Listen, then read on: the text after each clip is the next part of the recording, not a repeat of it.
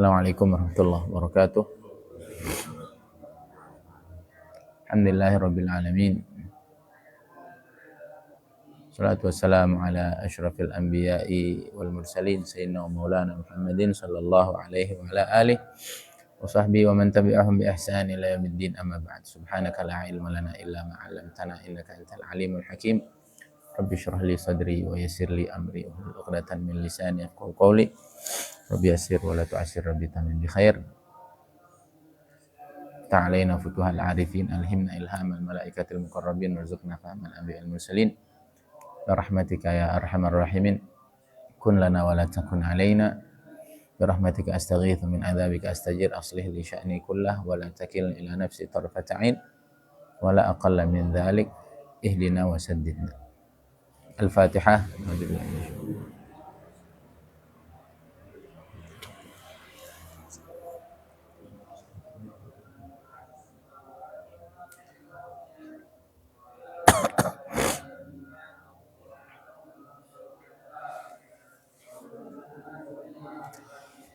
Bismillahirrahmanirrahim.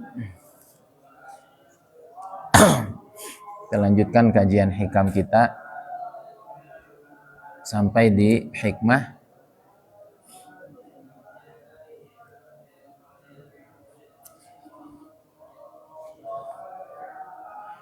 Satara anwaras sarair bikatha'ifi zawahir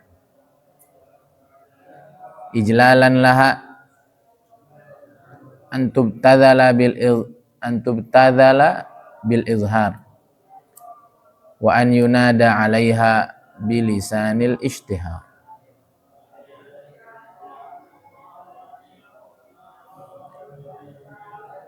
Satara anwaras sarair,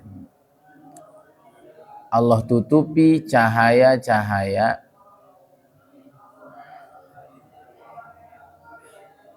batin bikathaifil zawahir, dengan zahir-zahir yang nampak, dengan zahir-zahir yang kathif. Kathif yakni yang hard gitu, yang dapat diindra gitu. Mengapa demikian? Ijlalan laha, sebagai penjagaan, sebagai mengagungkan anwar sarair itu, antubtadzala, untuk dia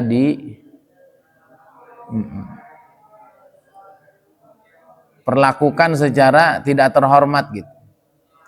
Biwujudil izhar, dengan adanya penampakan. Wan yunada 'alaiha, dan sebagai pengagungannya untuk disebut bilisanil ishtihar, dengan kemasyhuran yang didengung-dengungkan oleh lisan. Nah, kita hidup di zaman modern, semuanya semakin gampang, semakin jelas. Jadi Allah menutupi kelebihan-kelebihan sisi ruhaniyat seseorang, ma'rifat seseorang, itu namanya apa tuh? Anwar sarair. Ini ulum laduniyah, ma'arif ar-rabbaniyah, begitulah.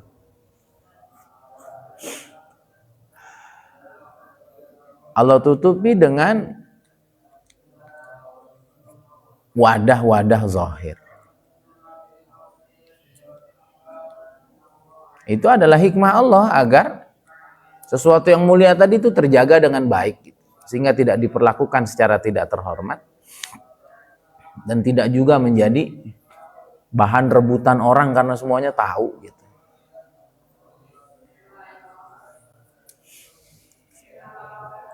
Nah, ini kurang lebihnya sama seperti kita punya handphone, kita punya laptop. Benar nggak? Ini sama MacBooks, sama MacBook kan, punyanya Apple kan MacBooks kan. Nah, bedanya nih Dell, ada Asus, tampilan luarnya sama aja. Orang yang tidak mendalami dunia teknologi, maka dia akan nganggap ngapain beli MacBooks, harganya belasan juta, harganya puluhan juta, ya mendingan juga Asus, sama, beratan juga Asus.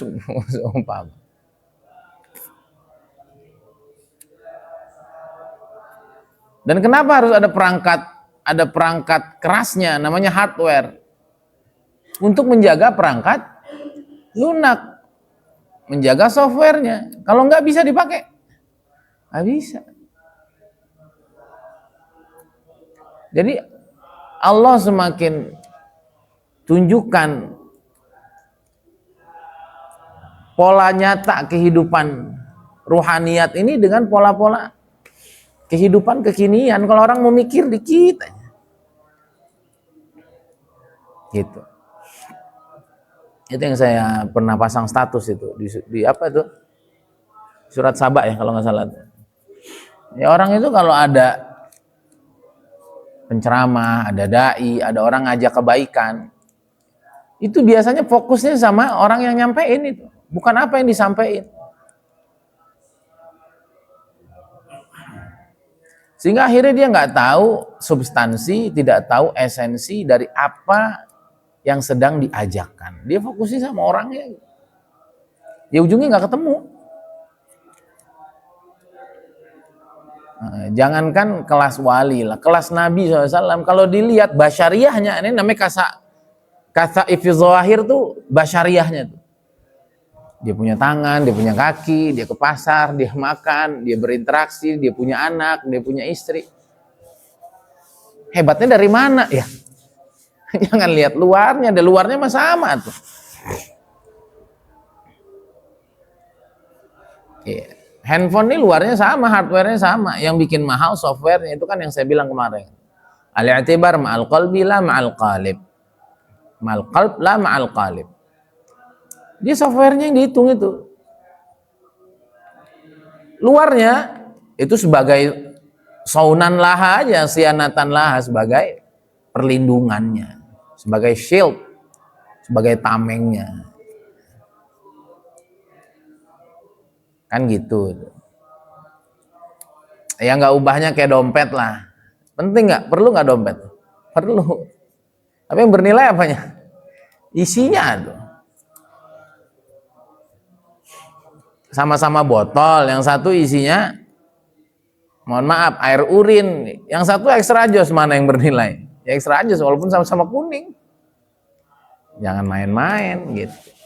Jadi boleh sama secara fisik, tapi dalam ini nggak sama. Nah, orang yang tidak paham tentang ini, dia akan selalu salah paham dengan kebaikan-kebaikan yang dibawa mungkin oleh orang-orang yang fisiknya itu biasa-biasa aja.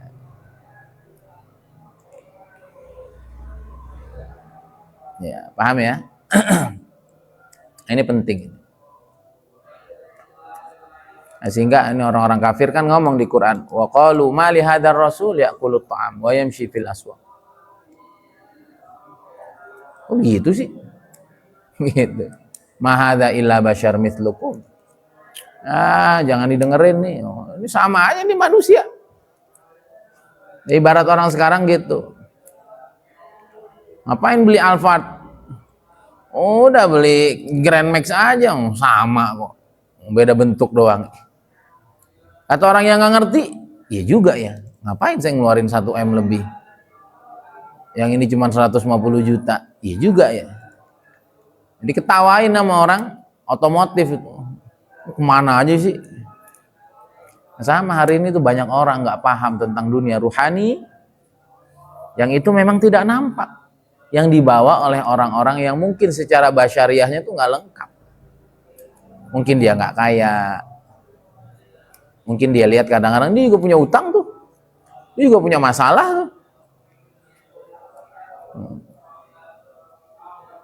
Dan orang seringnya fokus begitu kepada tampilan luar, benar nggak? Fokusnya pada tampilan luar.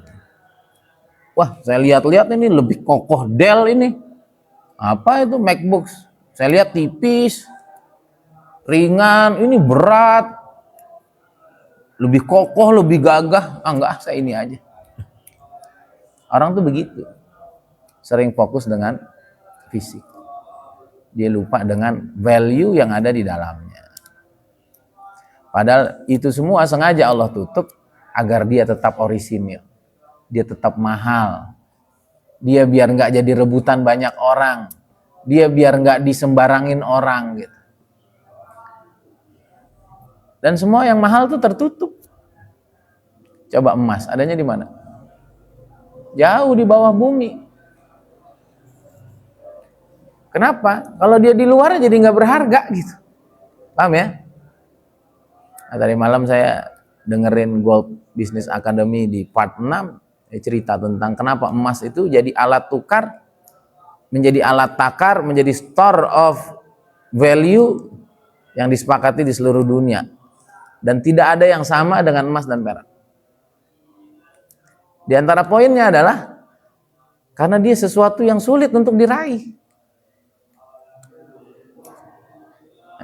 Dulu tuh pernah jadi mata uang tuh tengkorak orang gitu. Jadi alat tukar. Ada batu apa tuh namanya. Macam-macam tuh. Ada kain songket apa gitu. Tapi problemnya adalah dia tidak punya nilai intrinsik ya namanya. Dia satu persatu bagian itu nggak ada nilai gitu. Kalau emas kan mau kita pecahin keping berapa, ada nilainya dia. 0,0-nya aja ada. Nah, kita nanti, kamu kalau udah belajar itu nanti jadi makin ngerti kenapa harus di sini gitu. Nah, dia yang paling stabil. Ya jadi uang itu atau alat tukar itu syaratnya harus 3. Itu baru akan adil seluruh dunia itu. Tadi tuh, dia bisa jadi alat tukar, menjadi alat takar yang adil. Yang ketiga ada store of value. Dia ada nilai saat disimpan dalam jangka panjang. Uang gitu nggak? Enggak. 1 juta zaman Pak Haji tahun 80 sama sekarang. Nah, jadi uang itu tidak memenuhi syarat yang nomor 3. Dia jadi standar. Dia alat tukar bisa, alat ukur bisa. Baju ini 300.000 itu bisa. Tapi di store of value-nya nggak ada. Yang punya ini cuma emas. Nah, sebelum era uang itu era apa? Era barter. Nah, era barter ini banyak kelemahannya. Pak Haji bawa kambing mau nyari bawang. Nah, belum tentu yang jual bawang lagi perlu kambing. Padahal Pak Haji mau nyari bawang cuma 2 kilo, bawa kambing, masa kakinya doang dipotong gitu. Itu berpindahlah orang ke uang hakiki itu. Yaitu apa? Emas. Nah, ketika emas orang gembol-gembol, akhirnya ini awalnya dari pendeta kan, pendeta-pendeta ngelihat jamaahnya itu, daripada repot sambil di brainwash, kalau bawa-bawa emas tuh atau nyimpan emas kebanyakan di rumah nanti dirampok. Udah sini aja simpan sama kita. Itu namanya bank. Bank itu dari bench. Bench itu artinya bangku. Jadi bangku-bangku yang disusun di depan gereja untuk nitipin apa? Emas. Ya, gitu. Ternyata tambah lama tambah banyak kan dikeluarin tuh kertas itu. Nih 100 keping gitu-gitu. Lama-lama enak juga nih. Kalau emasnya nggak ada, keluarin aja kertasnya. Nah, dari situlah uang kertas beredar. Nah, ketika uang kertasnya itu diberikan sama jamaah gereja itu, kemudian saat di buyback nggak ada emasnya, itu ngamuk. Akhirnya bangkunya terbalik-balikin sama Nabi Isa sama jamaahnya. Itu namanya bankrupt. Bankrupt itu adalah bangku yang ditebalik-tebalikin sebagai bentuk kekecewaan. Namanya bangkrut. Bangkrut itu bangku yang ditebalik-balikin. Gitu.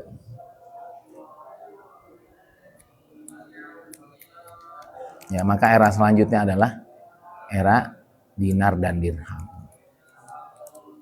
Harus kita balikin lagi. Dan memang beda juga tuh. Saya jadi kepengen kebeli tuh dinar. Beda, emang ada rasa gimana gitu ya. Megang uang seperti di zaman Rasulullah SAW. Dan akan kembali masa itu, kita harus persiapkan. Baik, maka ketemu apapun jangan fokus fisik. Ya. Ketemu siapa aja ada orang hebat, nanti kan biasa aja. Ketemu Ustaz Abu Syauqi, apa bedanya sama kita? Nggak ada beda. Bedanya kalau isi dalamnya udah keluar. Omongannya, nasihatnya, mentalitasnya. Gitu ya. Jadi kalau ketemu orang itu jangan lihat fisik, lihat fisiknya. Apalagi kiai-kiai NU itu sering banget itu pakai pakaian nyantai, nggak kelihatan, nggak dikenal, pakai sarung kemana-mana. Kadang-kadang rumahnya reot. Tapi jangan main-main. Bukan itu, ingat aja terus laptop, ingat aja terus hal-hal yang zahir yang ada di sekeliling kita, yang keren tuh dalamnya, bukan luarnya. Itu sengaja Allah tutupi itu semua agar menjadi ujian, agar barang mewah itu tadi terjaga dengan rapi, agar barang mewah ini nggak jadi rebutan banyak orang, agar dia tidak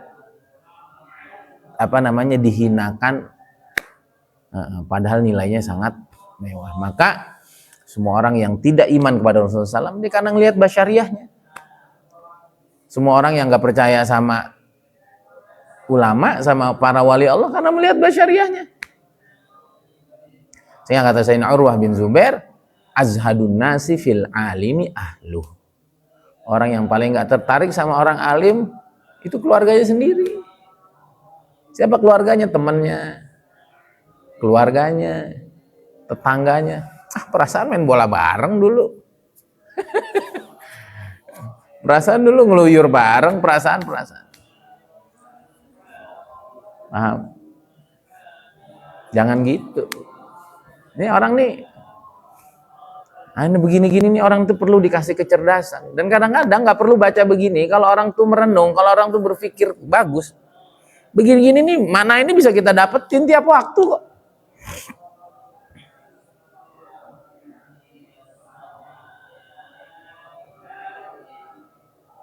Tiap waktu. Maka yang terbaik, zahirnya dijaga, batinnya dijaga. Gitu ya. Karena kadang-kadang, dan bukan kadang-kadang, kebanyakan manusia itu melihat zahir. Itu kenapa perlu dijaga zahir.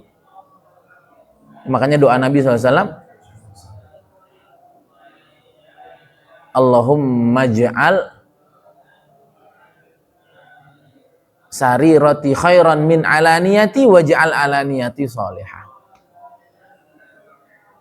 Diulangi, Allahumma ja'al sarirati khairan min alaniyati waj'al alaniyati salihah.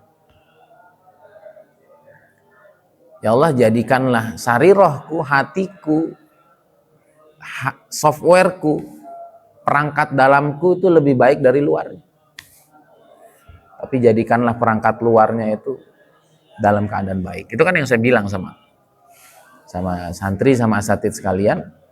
Kita nih ya dilihat dari luar harus keren. Pas orang masuk harus makin keren. Ternyata tampilan luarnya keren, dalamnya lebih keren. Itulah mukmin. Dilihat enak, masuk ke komunitasnya kita terajib-ajib itu. Kok ada orang kayak gini? Kok ada komunitas gini? Nah, beda sama munafik. Dari luar kayak keren, wa idza ra'aitahum tu'jibuka ajsamuhum wa yaqulu tasma' liqaulihim kannahum khusyuk musannada. Sabuna kullasan hul adu fahdharhum. Jangan kayak orang munafik. Kalau ngomong bikin orang terkesima, kalau kita lihat, wah ini orang keren. Kita datengin, nyebelin. Nipu. Banyak intrik yang dilakukan, jangan gitu. Atau juga jadi mukmin yang tidak profesional, yang tidak representatif. Orang lihatnya duluan udah males gitu. Padahal kita jadi capek ngejelasinnya. Bagus lo tablik itu bagus. Kita jadi capek ngejelasinnya. Bagus dari mana itu, keluarganya keleleran, itu utang gak dibayar, sumpah itu. Padahal ada mutiara gitu. Mohon maaf juga, seperti kita kan orang NU, kan NU keren banget NU itu. Mbah Maimun Zubair, ada Mbah Sahal Mahfuz, ada Gus Bah, orang-orang keren. Tapi yang muncul di permukaan, ya enggak? Banser yang maulidnya joget nama biduan, kan repot kita jelasin nih. Yang digoreng di media itu. Nah, kita jelasinnya kan setengah mati. Nah, kebanyakan manusia yang lihat yang terlihat. Nah, maka kita jangan jadi kebanyakan orang itu. Dan kita bisa melihat dalam, keren. Udah jangan pedulikan. Tapi kan awamun nas nggak begitu gitu. Itu yang kadang-kadang kita pengen nyelamatin gimana ya? Ya sama kayak orang benci sama tablik. Nggak harus. Mereka tuh orang luar biasa. Tapi kan orang tuh melihatnya zahir. Nah, itulah kita perlu menampilkan zahir yang baik. Dalamnya harus lebih baik. Ini untuk kita. Nah, kita ngelihat orang, ada orang zahirnya nggak baik, jangan dulu dijudge. Dalami, dengerin omongannya. Rasain auranya. Lihat kedalaman kepahamannya tentang Allah. Lihat pengaruhnya untuk umat di sekelilingnya. Wah, ini benar wali, ini benar orang hebat. Paham ya? Nah, ini penting, ilmu begini ini penting. Nah, saya dari dulu saya itu apa ya? Ya begitu gitu, bisa menelisik sesuatu yang substansi, yang esensi gitu. Kadang-kadang saya susah jelasin ke teman-teman itu. Ya contoh lah kayak PPA kan bagus itu. Bagus banget PPA. Tapi kan tampilannya bukan ustadz. Paham ya? Backgroundnya bukan ustadz. Yang dikaji bukan kitab. Padahal hikam yang disarikan. Quran yang dimodernisasikan. Itu gimana jelasin ke orang? Agak susah memang. Maka itu kenapa saya berazam sekali untuk membantu guru-guru di PPA. Insya Allah bersama Habib Amri. Karena memang tampilannya harus bisa diterima orang gitu. Nah, kiai-kiai tampilannya akan susah diterima orang modern, paham nggak? Orang modern susah diterima sama kiai-kiai, lah kita lah jadi jembatannya gitu. Nah, kita nggak bisa pungkiri nih bahwa zahir ini yang orang lihat. Paham ya? Zahir ini yang orang lihat. Nah, kita yang ngerti jangan berhenti di zahir, masuklah di sarair. Seperti kita di tablik, kenapa Ustadz maunya di tablik? Loh, saya ini jadi begini karena tablik, gitu. Nah, maka saya ingin menampilkan tablik yang layak, tablik yang patut, yang pantas, yang diperhitungkan. Loh, Ustadz kok bisa-bisanya terus-terusan mondok? Kan orang mondok tuh ketinggalan. Nah, itu prinsip orang tuh kelihatannya. Padahal kita begini tuh gara-gara mondok. Maka tampilkanlah dunia pondok yang rapi, yang bagus, yang termanage, yang terstruktur, yang tersistem. Nah, saya tuh dari dulu mikir begini udah, paham nggak? Makanya sekarang baca kitab, walaupun ini berat sebetulnya. Nggak berat, sebetulnya nggak berat. Ya gitu ya. Nah, sama, nanti kamu juga begitu tuh. Mau ngelamar perempuan, ya tampilan harus keren. Badannya mesti six pack gitu kan. Badannya mesti ideal. Nah, wajahnya mesti glowing, ya harus gitu. Ditunjukin gitu. Dompetnya mesti ada isi, kurang lebih gitulah. Agar orang, dia hidup sendiri aja susah, gimana bawa anak gua, kan gitu nanti. Nah, kita susah kan ngejelasinnya. Saya tuh ada nilai, nggak kelihatan. Walaupun nanti yang value dalamnya bagus akan dilihat juga orang yang punya value bagus juga. Nggak usah terlalu khawatir, karena kan kita nggak bisa selalu ideal. Tapi nanti kita akan ditemukan dengan orang-orang yang bisa melihat value itu. Itu yang dilihat kakek saya ke ayah saya. Itu yang dilihat sama, siapa lagi kemarin yang cerita ya? Oh, Abu Syauqi. Sama mertuanya. Gak punya apa-apa. S1 nggak lulus, yang mau sama Umi Syauqi itu orang lulusan S1, sarjana, kerjanya lulusan pada pakai dasi. Dan saya mah pakai celana lusuh katanya, nggak punya apa-apa. Bapaknya tentara lagi, kebayang nggak? Mertuanya tentara. Itu mentalitas. Sama Abu Sauki cuma dibisikin gini, Dabdi mah nggak punya apa-apa. Dan saya mah cuma punya rasa takut ke Allah. Saya cuma punya itu. Abu Sauki pulang panggil, pilih yang ini aja. Apa bahasa Sundanya takut ke Allah apa? Sieun. Dabdi mah ngan boga sieun ka Allah. Abdi mah ngan boga kasieun ku Allah. Pulang panggil. Ini aja. Kata Umu Syauki, bisaan wae.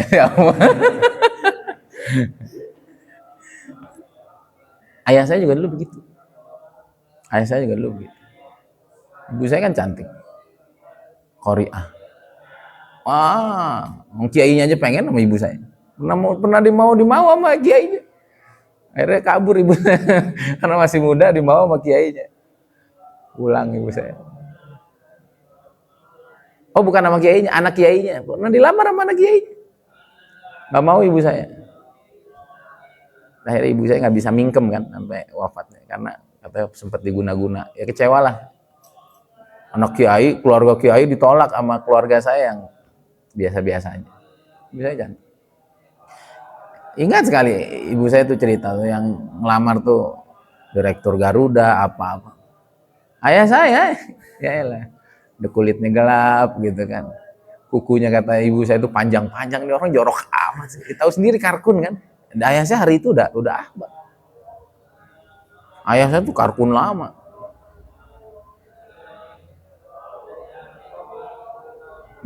Mana-mana bawa sarung, bawa tas kecil isinya sarung. Rambut gondrong katanya. Orang mah datang pada bawa apa gitu, pada bawa martabak, pada bawa. Ayah lu bawa permen.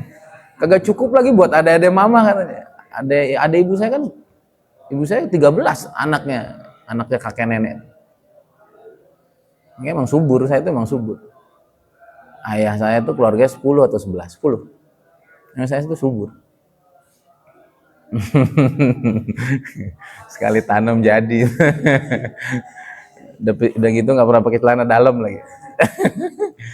Saya kalau ditanya kenapa Ustadz subur gitu, saya bilang saya nggak pernah pakai celana dalam semenjak mondok. Itu ngaruh gitu. Jangan sering pakai celana dalam. Itu mengganggu kesuburan. Bagusnya pakai celana, jangan pakai celana. Asal ntar kalau borong nggak langsung kelihatan gitu kan. Saya datang bawa permen doang. Celana mana cingkrang, namanya karkun kan. Aduh. Tapi gitu. Kakek nenek saya tahajud aja nggak pernah bolong. Jadi saya keberkahan mereka yang soleh. Kakek saya tuh meninggal habis tahajud, ambil megang Quran. Nenek saya tuh seingat saya nggak pernah lepas tahajud. Orang-orang soleh semuanya. Ya gitu. Yang lain disuruh sholat, ntar dulu Pak Haji, ntar dulu Pak Haji. Saya belum disuruh udah pergi dia. Ya karkun kan, sebelum waktu sholat sudah nunggu di masjid kan. Wah itu kan zaman dulu pasti dilakuin banget. Dia mah belum azan udah pergi. Yang lain disuruh ntar. Udah pulang semua. Ibu saya dipanggilnya sama. Ini aja nih agamanya bagus. Sama Allahnya benar, nah insya Allah. Berat banget ibu saya. Berat banget ibu saya. Duit kurang, penampilan fisik biasa, dari keluarga biasa. Tapi kalau Allah yang diprioritaskan, tidak akan pernah kecewa. Jadi yang terbaik ya kamu jangan gitu. Datanglah dengan penampilan yang baik, dengan mahar yang cukup, latar pendidikan yang diperhitungkan, fisik yang menawan, jabatan yang sudah, tapi dalamnya harus lebih keren. Nah itu udah nggak ada duanya. Walaupun kalau kita belum bisa seideal itu, dalamnya mesti ideal. Kalau dalam kita ideal, pasti diterima oleh orang-orang yang ideal. Jangan takut, pasti. Itu yang dilakukan Rasulullah SAW. Semua nolak, semua nolak, semua nolak. Ada yang terima nggak? Ada yang siapa yang terima? Orang yang punya value yang bagus dalamnya. Oh, ini satu visi ini satu misi, ini satu frekuensi, ini selesai. Yang lain bisa dibangun. Nah, itu juga diantara hikmah Allah. Kenapa kadang-kadang kita belum cukup ideal di awal-awal mula? Karena Allah ingin dekatkan kita dengan orang yang betul-betul siap berjuang. Karena kalau kita nih dari awal sudah ideal, yang datang penjilat, yang datang orang-orang yang nggak sevisi misi, yang datang orang-orang yang bikin repot. Ini beneran. Walaupun kadang-kadang kita suka agak sedih gitu ya. Ya Allah, kalau kita udah kaya aja,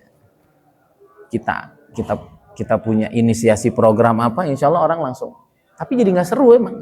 Ini saya lagi ngomongin diri saya nih. Kadang-kadang saya, loh, kapan sih agak berdaya gitu biar orang tuh dengan omongan kita yang tinggi-tinggi tuh lebih percaya. Gitu. Tapi enggak. Karena Allah ingin dekatkan kepada kita dan buktinya sekian banyak sekarang orang-orang hebat yang percaya sama saya. Dan mereka lah orang-orang terbaik yang layak mendampingi perjuangan dan syiar kita. Gak usah sedih gitu. Tapi kadang-kadang manusiawi, itulah hikmah Allah. Ditutupi itu yang bagus-bagus itu agar dia dinilai sesuai dengan apa nilainya tanpa dilihat fisik. Nah itu indah. Nah kamu juga sama nanti. Wanita yang bisa menerima kamu apa adanya, dialah yang layak kamu pertahankan selamanya. Dan makanya banyak orang soleh itu mulai karir hidupnya, mulai karir keluarga dari nol memang. Tapi ada yang terima, ada. Jarang yang ideal gitu, karena yang ideal nanti itu akan menghadirkan orang-orang yang tidak tulus. Akan menghadirkan orang-orang yang tidak tulus. Walaupun saya jujur beberapa hari yang lalu, ya Allah, kalau saya mungkin udah punya mobil mewah, punya orang mungkin akan lebih cepat ikut. Walaupun nggak juga. Namanya orang tertutup mah tertutup aja kan. Berapa banyak nabi setelah hebat juga makin benci. Nah ini mah ilmu buat kita saja, pelajaran buat kita. Yuk dalam nih bagusin. Luar dijaga. Maj'al sarirati khairan min alaniyati waj'al alaniyati salihah. Kita nyikapi orang jangan pernah ngelihat fisiknya. Lihatlah semua nilai dalamnya dan itu muncul dari sikap dan ucapan. Jika sangat baik temani. Walaupun fisiknya tidak memadai. Hadza billahi taufik. Subhanakallahumma hamdika asyhadu an la ilaha illa anta astaghfiruka wa atubu ilaik. Assalamualaikum warahmatullahi wabarakatuh.